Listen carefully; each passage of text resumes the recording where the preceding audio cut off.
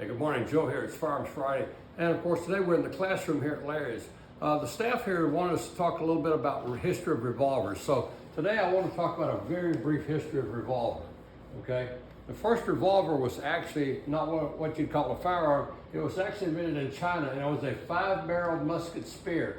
And it was actually 5 spears that were being fired away from the handgun. About the same time, German revolvers were made, okay? They were starting to get into that. These weapons all feature a single barrel with a revolving cylinder holding the powder and ball. And this required the shooter to manually ensure the cylinder and ball were aligned. So if you can imagine this, you're trying to shoot your gun, and especially in a stressful situation like combat, but you got to make sure that you get that cylinder lined up correctly with the barrel, otherwise bad things are going to happen to you. So, in 1836, Samuel Colt patented a revolver which led to the widespread use of the revolver. Once you no longer had to line up the cylinder, according to Colt, he came up with the idea of the revolver while he was on a ship. This was inspired by the capstans that were on the boat and had a ratchet and pawl mechanism on it, a version of which was used as a gun. So what does that mean? Well, this is basically a capstan winch right here, but the reason this holds itself in place is because of something called the ratchet and pawl. So you can see as this thing clicks over here, the pawl comes in and keeps it in place. So this is the same idea that Colt was able to put into his revolvers, because this provided a reliable way to index that. So, early revolvers were cap lock and muzzle loaders, and the user had to pour black powder into the chamber, wrap a bullet down on top of it, place a percussion cap on the nipple, and then where the hammer would fall on it. So let me show you what one of those might look like then. So this is, in fact, a black powder rifle right here, or rifle, not a rifle, a pistol. And what you would do is you would actually put powder and ball in here along with a patch, and then at this point right here, you would actually put a nipple, a cap on this nipple. So as you fired the gun, then it would, like so, fire. Okay.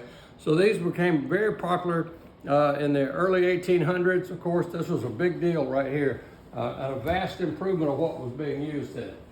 So Smith & Wesson began production in 1857, and by 1873, Samuel Colt introduced his famous model 1873. A lot of genius in coming up with that name. This was also known as the Single Action Army, the Colt 45, and sometimes the Peacemaker, okay, which was a common term out west of this one. So early revolvers, again, whoops. So Colt introduced the model 1889, which is the first double-action revolver with what we now call the swing-out cylinder, as opposed to a top break or side loading. Let me show you what a top break looks like here. I've got one here, borrowed from one of them. This is a top break revolver, an antique right here, and you simply lift up here on the top, and it opens like so. Okay, so this would be a top break revolver. These were very popular because you could eject very simply. You see the ejector. You bring over, there's a spring, so that would eject your expended cartridges out. All right, so this later with a hand ejector, similar yet improved model 1899, later known as the Model 10, introduced the new 38 special cartridge. And the Model 10 went on to become a best-selling handgun of the 20th century, selling over 6 million of these things. And they're still around. You can find them in all kinds of pawn shops and gun shows these days. The important thing about the Model 10 was it really made the 38 Special the most popular chambering for revolvers in the world. Really, really important because it's still in use. So revolvers remain very popular in many areas, especially such as cowboy action shooting. A lot of folks like those. Other revolver-focused competitions. Some people simply prefer the simplicity of a wheel gun because they feel like it's never going to jam on them compared to a semi-auto. For law enforcement and military use, revolvers have pretty much been replaced by magazine-fed semi-automatic pistols due to increased capacity. Typically, things like your 1911 will have 8 rounds, your Beretta M9 have 17 rounds, your Sig Sauer M17 can have up to 21 rounds. Greatly preferred in circumstances where faster reload times and higher cartridge capacity are important.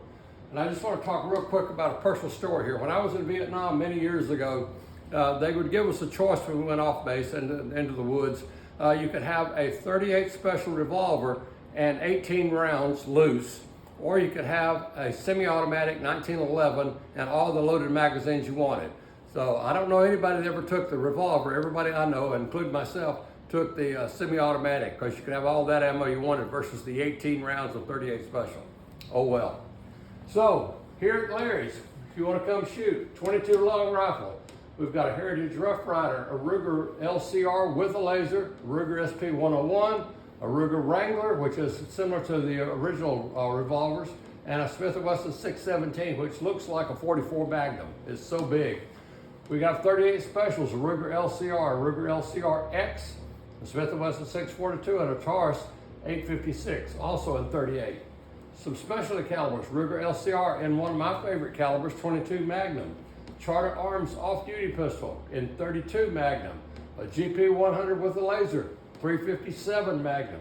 An SP 101 in 4-inch, 357, and a Smith & Wesson 629 in 44 Magnum, as well as the ever-popular Taurus Judge in 45 and 410. All right, so if you want to come and shoot, when do you want to do that? Hey, guess what? To shoot any of these revolvers at Larry's, you simply need to buy a box of ammo from Larry, or 2 or 3. Get your completed range form at the front desk. Remember, veterans and first responders shoot free on Tuesday. Ladies shoot free on Wednesday. Retired people shoot free on Thursdays. And if you say you're retired, we'll believe you're retired. You don't have to show us your retired paperwork. If you don't fit into one of these categories or can't make it to the range on your free day, hey, the range fee is only $10. There's no additional charge to shoot any of Larry's guns. So you can come in and shoot any day you want to that we're here. When are we here? I'm glad you asked. So, hours, Tuesday through Friday, 10 till 6, Saturday, 9 to 4. We're closed Sunday and Monday, so you get a break there. All right, come and shoot with us here at Larry's. That's it this week here at Firearms Friday with Larry in the range and the classroom. Come and shoot with us. Remember, all of us here at Larry's want you to stay armed and stay safe. Bye-bye.